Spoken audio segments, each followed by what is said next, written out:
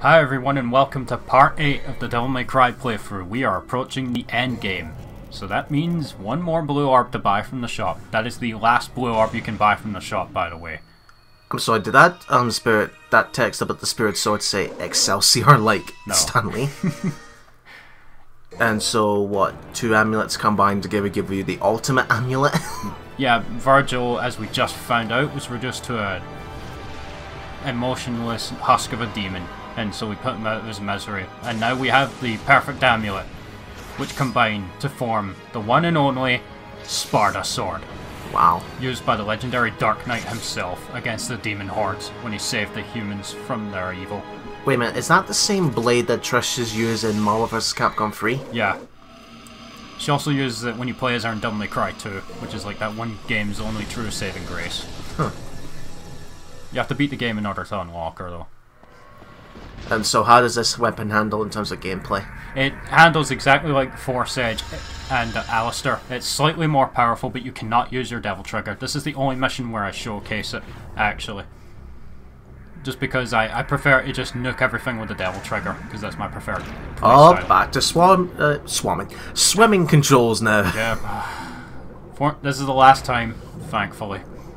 Yeah, again, you don't spend very long in these areas, but they're annoying. Oh, I can imagine someone took the concept of how this looks in terms of gameplay, then made a Jaws video game based on this. There was a Jaws game on, I think, PS2, and I heard it wasn't very good, though. Or fill these with piranhas. Yeah, another blue orb fragment in this barrel over here. It's really easy to miss, so make sure you go in here. Another full blue orb. We're almost maxed out on the health. So what, you only get 2 bars max? Yeah, 2 bars.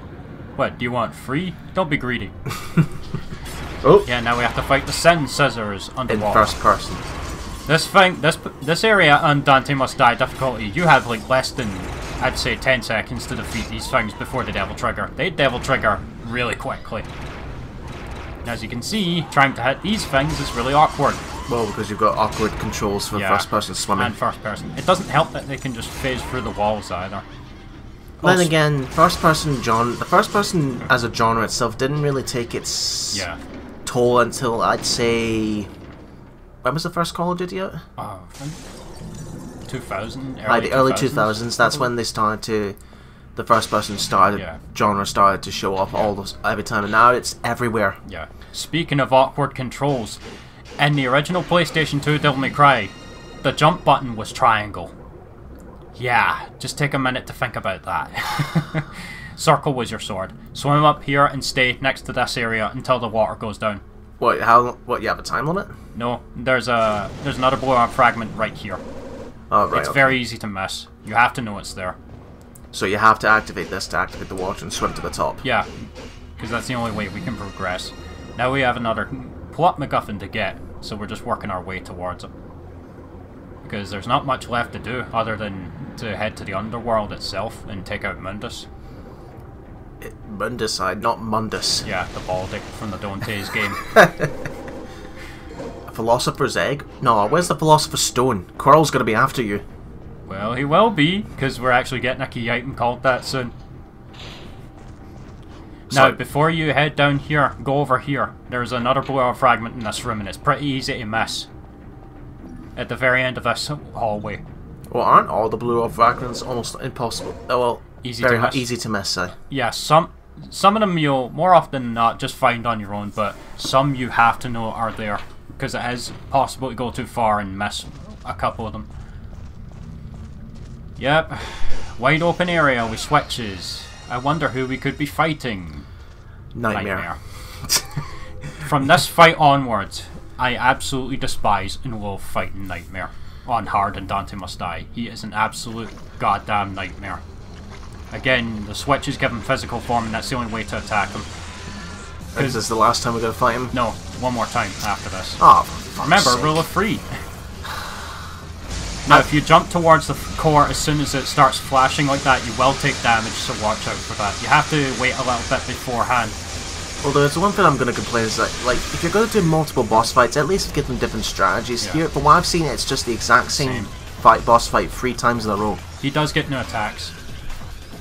Oh, whoop-de-doo. And here is the only time I'm showing this off. If you get grabbed by his goop when he's in that form, you'll be taken into a... You're going into an acid trip. That's what it is. We're on shrooms. Where's all the mushrooms in the caves then?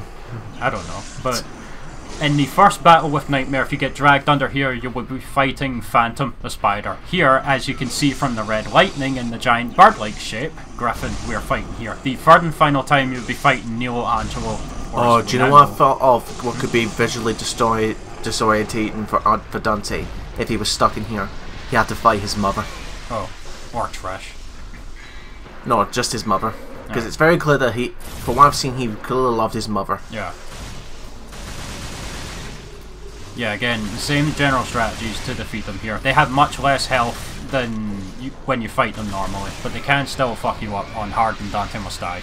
So when you're stuck in here, does this mean that the entire bar represent is for Griffin here, or do you damage him some amount of times then you're back out fighting? No, you have to defeat him in order to leave the area. Once you leave though, Dante will deal at least a quarter of padding health. In a boss fight? Really?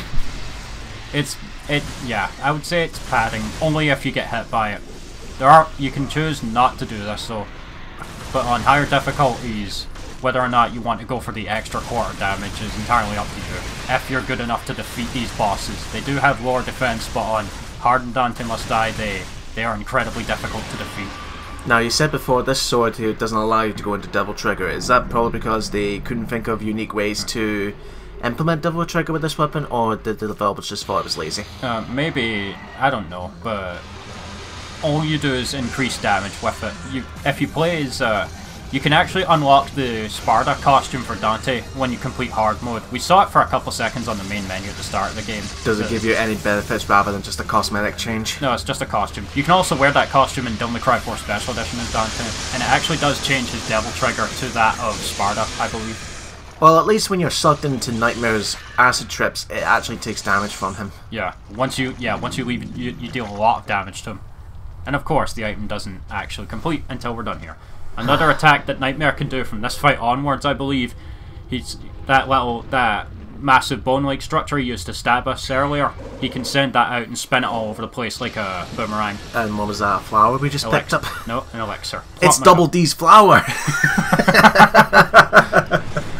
And another little thing here, I think the mission clear sign actually changes depending on what weapon you have. And I somehow got the special bonus again. Awesome. I don't know how I got that, because apparently that's supposed to be like almost the perfect run for a mission or whatever. But as you can see, I got hit quite a few times, so... Enter the corrupted world. Open the gate to the underworld. And thanks to that generous special bonus, I buy another purple orb. And here I switch back to Alistair, because I want my Devil Trigger, damn it. Devil Trigger is awesome.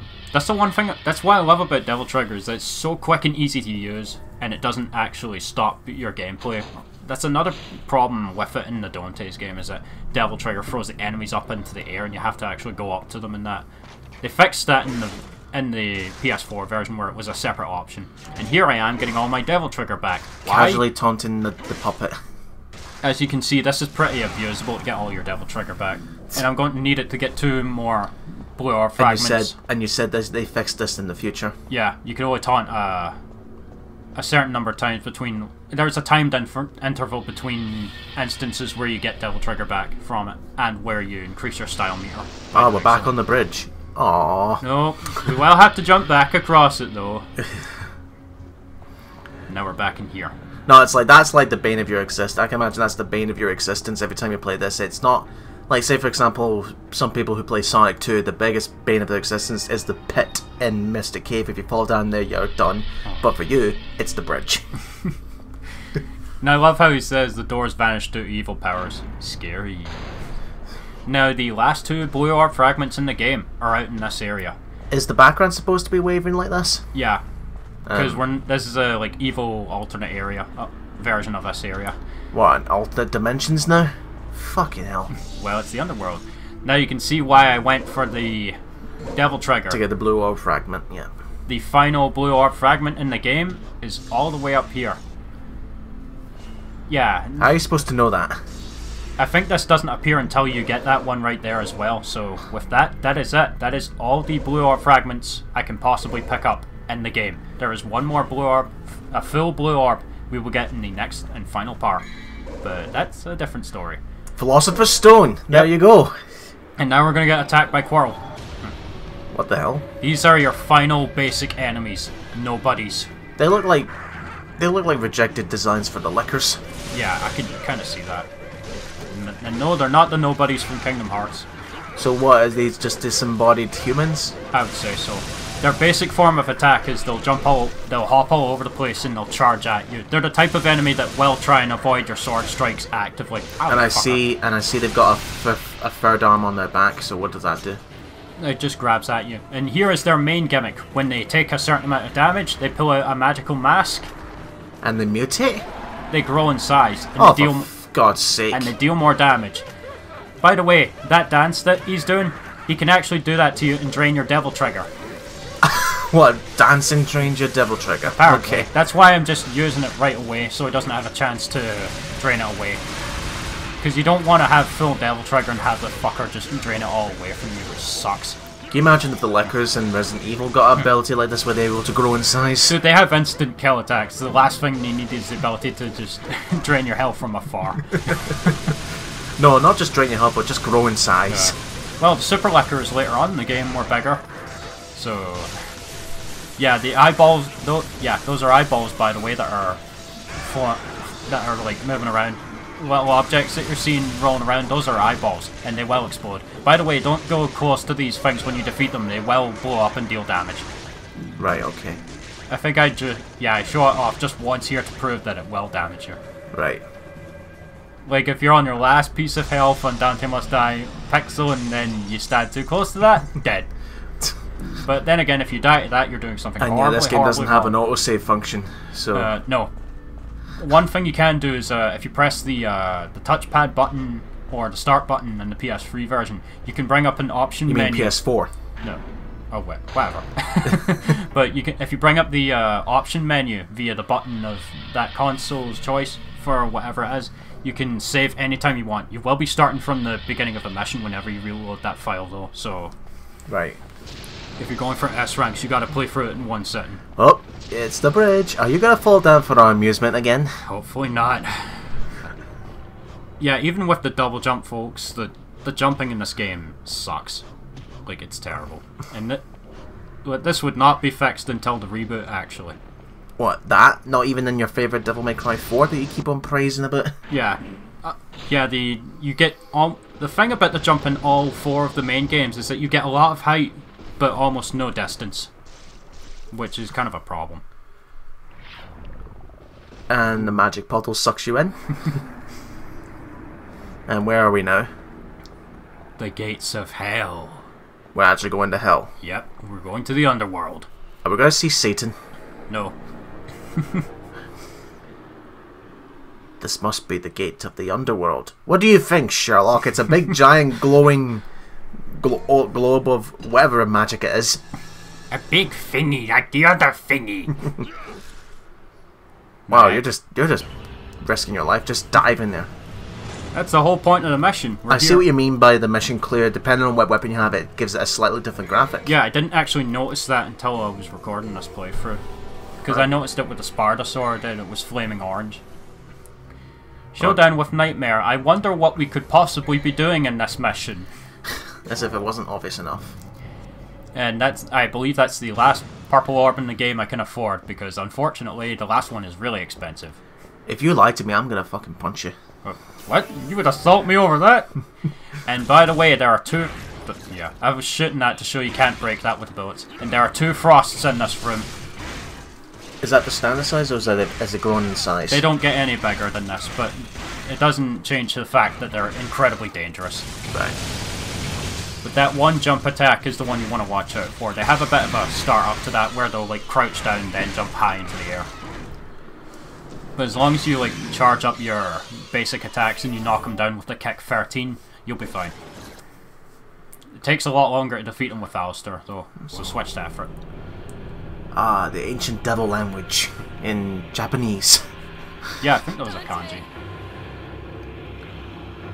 Trish. She doesn't look injured. He's just tricking you. Yeah, as we now know, she's a double agent. Yes. Don't fall for her. It's a trap! So now we have to fight Nightmare one Nightmare last again. time. Yeah, this is the last time we fight him. Although there is a bit of a different gimmick that will happen near the end of the battle. Is that right? Yeah, we'll see it. We'll see it. It's unavoidable. But again, this is the worst fight in the game on hard and style. This is very, very frustrating. Well, how can you say that when we've seen throughout this playthrough all the boss fights, no matter what character it is, it's exactly the same. The thing is that on hard and Dante Must Die mode, they have at least twice as much health, and they deal a lot more damage to you. And remember, on Dante Must Die mode, you lose your ability to regenerate health with the Devil Trigger. So any damage you take is essentially permanent for the battle. Until you get a green orb. Yeah, and you can only carry one vital star at a time. So yeah. And that's the hardest difficulty, right? Hands down the hardest. Hard is a bit more manageable, but if you're good enough at the game, you can do it. Dante Must Die mode. Ladies and gentlemen, I had to grind untouchables to finish that. Oh, backstab! Who could have seen this coming? Certainly not me, said no one ever. Yep. You fool! You're so easy. What? Last I checked, this game was pretty hard. I'm not kidding though, this game, on your first time through on normal, isn't easy. You should know better than to trust a stranger. Your presence has become a hindrance to my master's bloody scheme. Now Don't tell me she's under mind control or some sort of No, like that. she's acting of her own volition. She's a demon created by Mundus. So what is Trish going to do in conjunction with this boss fight then? Now, not only do you have to deal with Nightmare, you now have to deal with Trish shooting lightning at you from the side. It'll do slight amounts of damage and it will stun you, so it's more of a... It's basically her softening you up for Nightmare. And that, by the way, will do a lot of damage to you if it hits you. You can also knock it out of the air if you're fast enough with Alistair. No, I've just noticed the health went down and it went back up. This is the last phase where he goes completely berserk and starts throwing everything at you. All those little projectiles, everything, all of it, all at once. It's insane. On Dante Must Die mode, it is absolutely ridiculous. I had to use 4 untouchables to get past that part. But this is it. Yeah, that's the last time we're seeing Nightmare. He is gone for good. Good. Just like a nightmare. Bye, Trish. I love how she's starting to get ready to fight. Yeah. I could just roll to the side, but...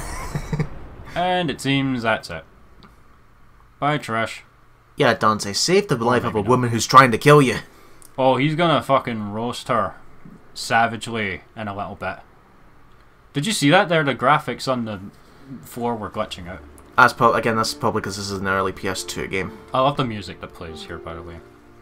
And while the voice acting in this game isn't its strongest suit, I do love Drew Coombs' performance here why did you save coming my up. life?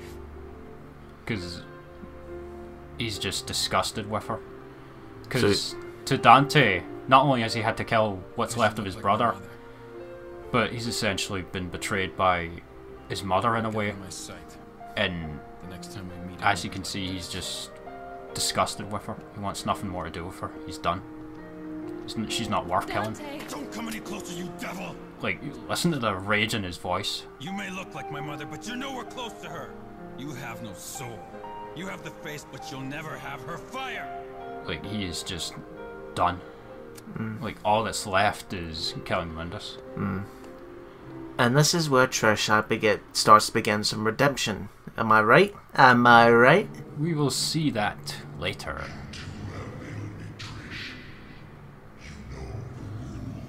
Do you Go think straight to jail. Do you think Trish herself knows that she looks like Dante's mother? Or... Yeah, I'm pretty sure that was what Mundus was counting on. And all it's done is further enrage Dante. Well, we're on to the last area from Yep. Goodson from his rage. All we have left is the final battle with Mundus.